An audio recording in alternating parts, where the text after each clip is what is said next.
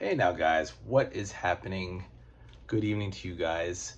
I am back with another book review right here. Streets of Poison, Volume 16 of Captain America, dealing with Cap's war on drugs, right? Cap's joins the war on drugs, says it right up there. Never mind this. This is from the Annual 9, which is the Terminus Factor. Really don't know why they included it other than the fact that it's a Captain America annual. Also Annual 10, which had the last part of the Von Strucker Gambit. Really nonsensical stuff because there's no part 1 and 2 of the Von Strucker Gambit. So when you read part 3, which is in the Annual 10, it's like, who cares? And the same with this Terminus Factor, which you'd be better off reading it in the Avengers epic because it's collected in all those.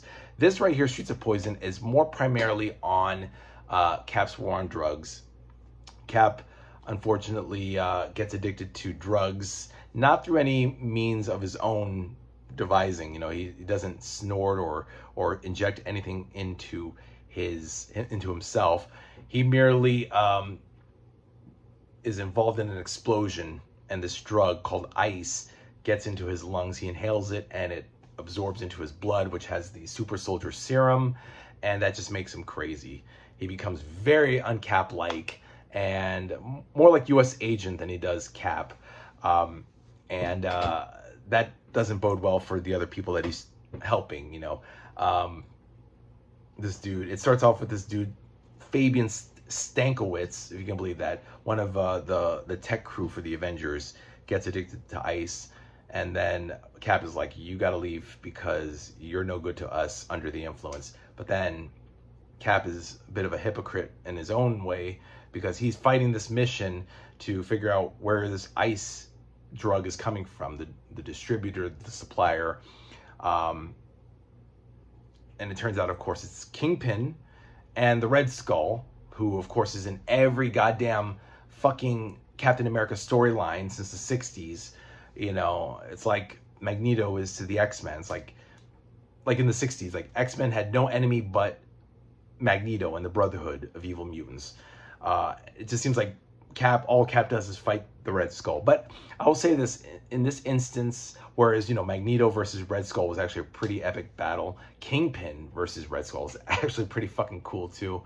Because you get like Crossbones and Bullseye go at it too. Crossbones working for Skull, Bullseye working for Kingpin, and you get also Typhoid Mary's thrown in there, but Kingpin doesn't want to use her. He's like, no, Mary, you're not expendable. Bullseye is. And so they go at it, but of course everybody lives. Nobody dies.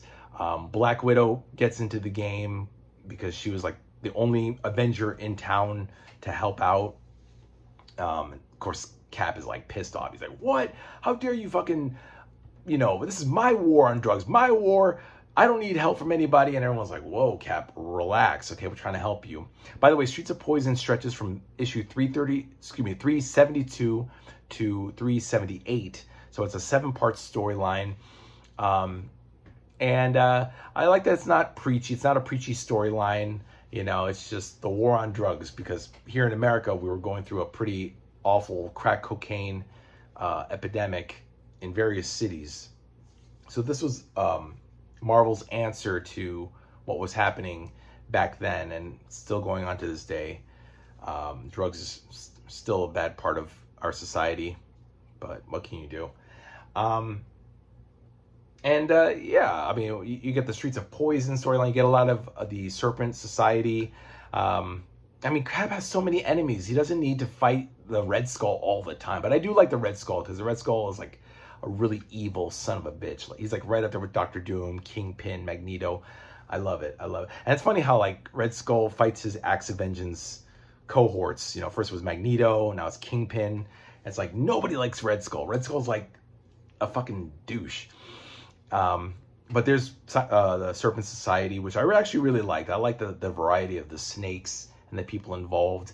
I like how they've made Diamondback, Asp, and Black Mamba good girls now. They're away from the society. They've now started something called Bad Girls Inc., which I don't know what's up there. Boy, it is hot in my apartment, guys. I'm gonna turn on the air conditioner just a little bit, so please don't mind the hum. Yeah, that's my face there. What else happens? The Watchdogs come back in 385, 386, which closes out the story.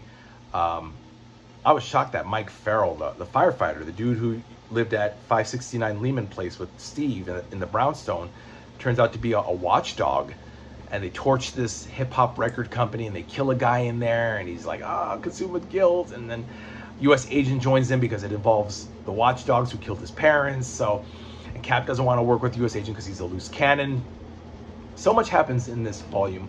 Talking about this, volume 16, Streets of Poison. Doubt you guys will find this in your comic book shop, so you're gonna have to go online and get it, but I highly recommend you do.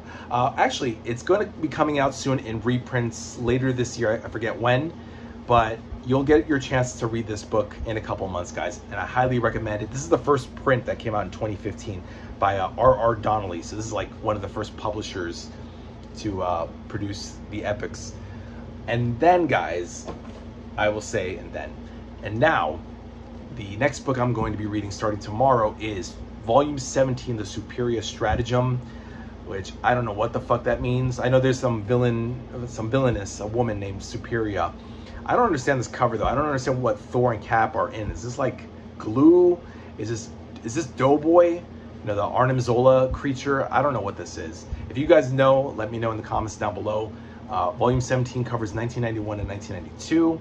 So we are now in the 90s, guys. It feels like just yesterday I was reading the 60s with Volume 1, and then the 70s, the 80s, 90s. I mean, we are going fast, guys. Pretty soon I'll be done with Captain America, and then I'll move on to something else. So that's it, guys. Can't say enough great things about Mark Gruenwald's writing. Gruenwald really mixes tragedy and comedy pretty deftly. Very smart Kenny guy, a bit of a prankster from what I've read about him. I mean, if you look at his face, I mean, he said that guy, he's got the face of a prankster. I'm talking about Mark Gruenwald. And he's just a very good writer, and sadly he passed away back in 1996. So he's been away, he's been gone for a long time. But we still have a few more volumes to go, and he does write this volume, volume 17. And that's it, guys. So thank you so much for tuning in. Let me know what you guys think in the comments down below, and I'll see you in a couple days for volume 17's book review. Bye now, guys. Take care.